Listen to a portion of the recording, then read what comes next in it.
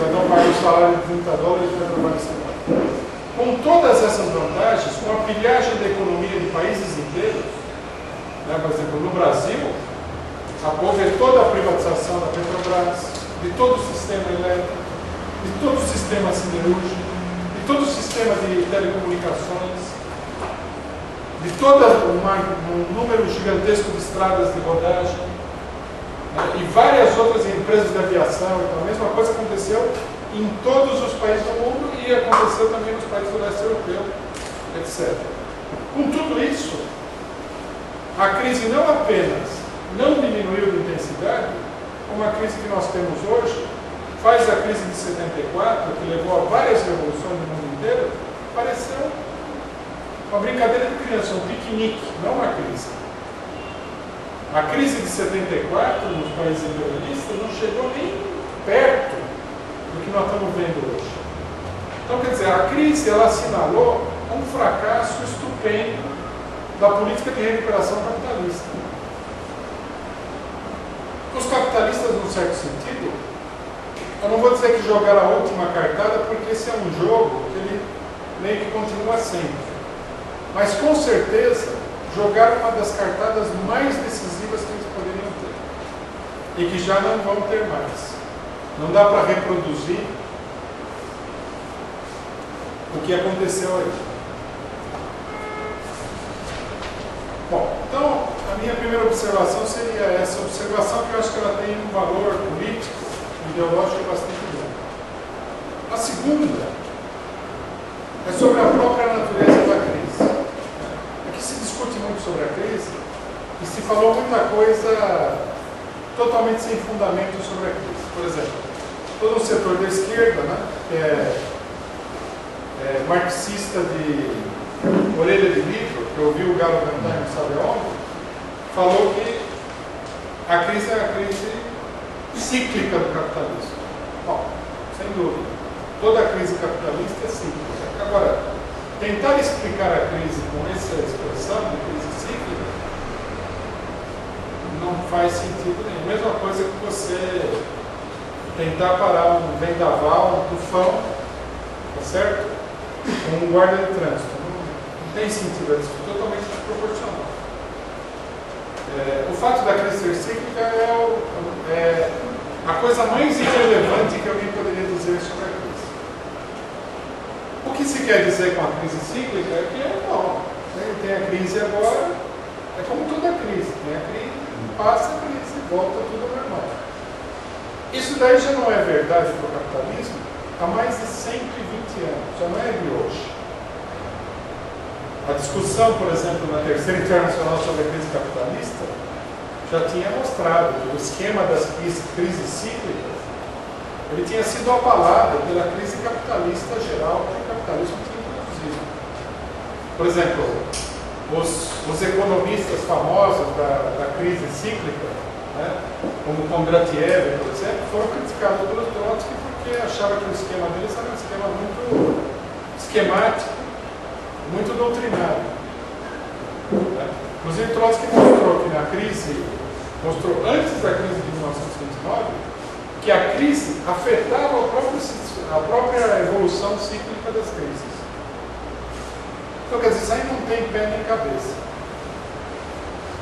Agora, o importante é que de trás dessa explicação aparentemente marxista, não há explicação nenhuma, não há compreensão nenhuma da natureza da crise. O que nós temos aqui está muito longe de ser uma crise econômica. Isso daí também é um fator que vem sendo sistematicamente ignorado. O que nós temos aqui é uma crise que manifesta um emperramento, uma esclerose total do funcionamento da sociedade capitalista. Não se trata de que o mercado caiu. Isso daí é um sintoma, isso é um aspecto, isso é uma faceta da crise. A crise é muito mais profunda do que uma quebra de mercados financeiros. A própria existência de mercados financeiros gigantescos, como esses que caíram, é em si uma manifestação fundamental da crise. O mercado financeiro hipertrofiado que existe hoje, ele é o resultado do fato de que há muitos e muitos anos vem se acumulando um capital que não encontra nenhum tipo de vazão produtiva efetiva. Que não há reprodução do capital. O esquema que o Marx escreveu no Capital da reprodução ampliada do capital, que é a essência do capitalismo, esse sistema falhou, deu um curto-circuito há muito tempo. Eu não vou entrar aqui em toda a genealogia e tal da crise, mas também não falhou agora.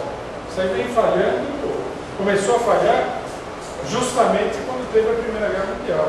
Se aprofundou em 1929, encontrou-se uma forma artificial de superação nos anos 40 e 50, e agora voltou, o problema voltou a se manifestar com uma força muito maior do que antes. O pessoal fala, por exemplo, que a crise ela é uma crise igual a 1929. Não, isso aí não é fato. Isso é uma crise muito mais devastadora. Porque perto do sistema financeiro que existe hoje, o sistema de 1929, o sistema financeiro de 1929 que faliu, com a queda da Bolsa, era muito mais sadio do que esse. Era bem menor e bem mais organizado. Quando a crise estourou, por exemplo, vários economistas capitalistas, eles se vangloriaram inutilmente, como se vê, porque veio tudo abaixo. A gente esquece, né? Que as coisas que as pessoas falaram no desenvolvimento da crise. Por exemplo, vou relembrar uma que me vem à cabeça agora. Um cidadão escreveu uma matéria, um economista, falando o seguinte: esse aqui não é a crise de 29, tem nada a ver, não vamos levantar o defunto do túmulo, não vamos criar um fantasma. E não é porque o sistema está muito mais bem guarnecido, está muito mais bem regulamentado, e o capitalismo desenvolveu toda uma série de mecanismos de defesa contra essas crises, etc. Falso. Essa análise dele parte de uma interpretação falsa da crise. Os mecanismos de defesa não são um fortalecimento do sistema. Os mecanismos de defesa, eles são um sinal de grave enfraquecimento do sistema. Um sistema sadio, ele funcionaria espontaneamente. Dinheiro circula, emprestado, os capitalistas investem, ampliam as fábricas, sai a conquista dos mercados, etc. e tal. Quando você tem uma floresta de regulamentos, quando você tem nas bolsas de valores um no-break, como é que chama? Um circuit breaker que impede que a bolsa de valores caia a zero e tal, isso aí não é sinal de fortalecimento. Isso é sinal de que você está totalmente liquidado.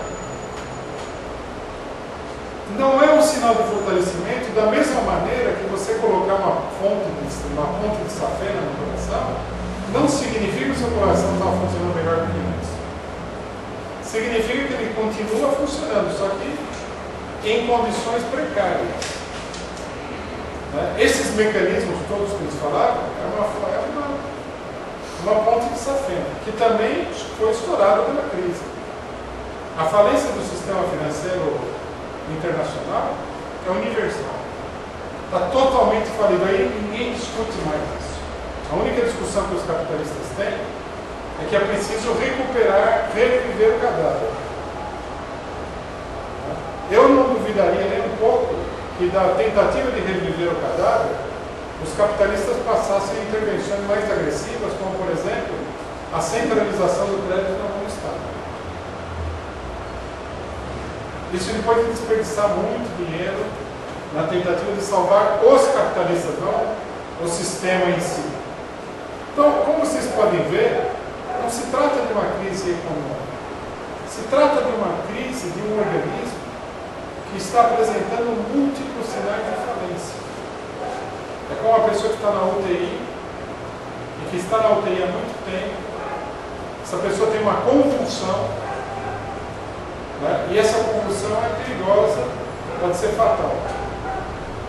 Também outra coisa importante é o seguinte: não é também uma mera crise de mecanismos econômicos, é uma crise social.